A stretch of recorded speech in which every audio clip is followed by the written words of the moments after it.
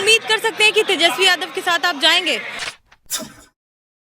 आप देख रहे हैं द एक्टिविस्ट और मैं हूं जरीन। बाबा चौहरमल का महोत्सव है और फुलवारी शरीफ पटना में, और यहाँ पे चिराग पासवान आए हुए हैं। चिराग जी, आज तेजस्वी यादव के यहाँ दावत इफ्तार था, उसमें आप गए थे, आप लोग गला भी मिले, तो क्या गठबंधन की उम्मीद हम कर सकते हैं? गठबंधन बनने वाले? देखिए, कुछ कार्यक्रमों के राजनीतिक मायने नहीं निकाले जाएं तो कार्यक्रम खूबसूरत लगते हैं।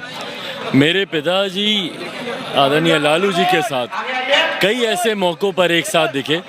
वो पारिवारिक संबंध आज भी हैं दोनों परिवारों के बीच, और इसीलिए आज एक लंबे समय के बाद मैं अपने पिता के निधन के बाद पहली बार उनके आवास पर गया, आदरणीय राबड़ी जी के आवास पर गया, जहां मुझे याद है मैं बचपन में भी जाता था जब वो छठ करती थी और मैं अपनी माता पिता के साथ मैं जाता था।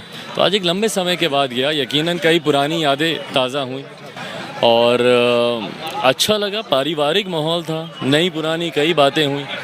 इस बीच में तेजस्वी ने भी, उन्होंने भी शादी कर ली, अपनी भाभी से भी मेरी अच्छी आज मुलाकात हुई, और आज लालू जी को जमानत भी मिली, तो ये भी परिवार के लिए खुशी की बात थी। तो एक पारिवारिक खूबसूरत माहौल।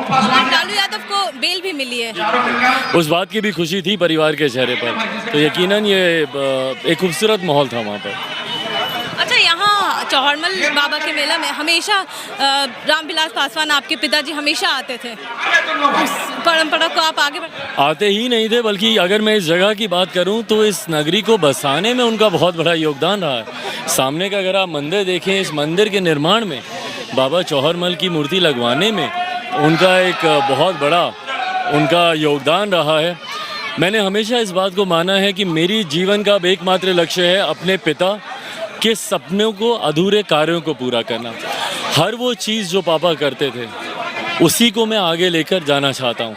इस जगह से उनका बहुत गहरा लगाव था, रिश्ता था, तो उसी रिश्ते को उसी खूबसूरती के साथ और मजबूत करना मेरा लक्ष्य है। आपके भाई प्रिंस राज ने भी बहुत कुछ कह दिया है, प्रिंस राज ने भी बहुत। कोई बात नहीं, मेरा छोटा भाई है, नादान है, कुछ भी कह देता, कह सकता है, छोटा है, बड़ों को सुनना होता है। कई बार जब छोटे बचपने में या नादानी में कुछ बातें कह जाते हैं, बड़ों को गाली भी कई बार दे जाते हैं, तो मेरा छोटा भाई है, कहता है कोई बातें, कोई बात नहीं, उम्र के साथ साथ सीखेगा।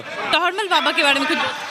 देखिए, बाबा चौहरमल मतलब हमारे संस्कारों में हमें बताया गया, एक आराध्य के तौर पर, एक मार्गदर्शक के तौर पर, एक प्रेरणा स्रोत के तौर पर पापा ने हमेशा मुझे, मेरे परिवार में सबको, मेरी बहनों को, मेरे जितने और भाई हैं सबको पापा बताते थे इनके बारे में।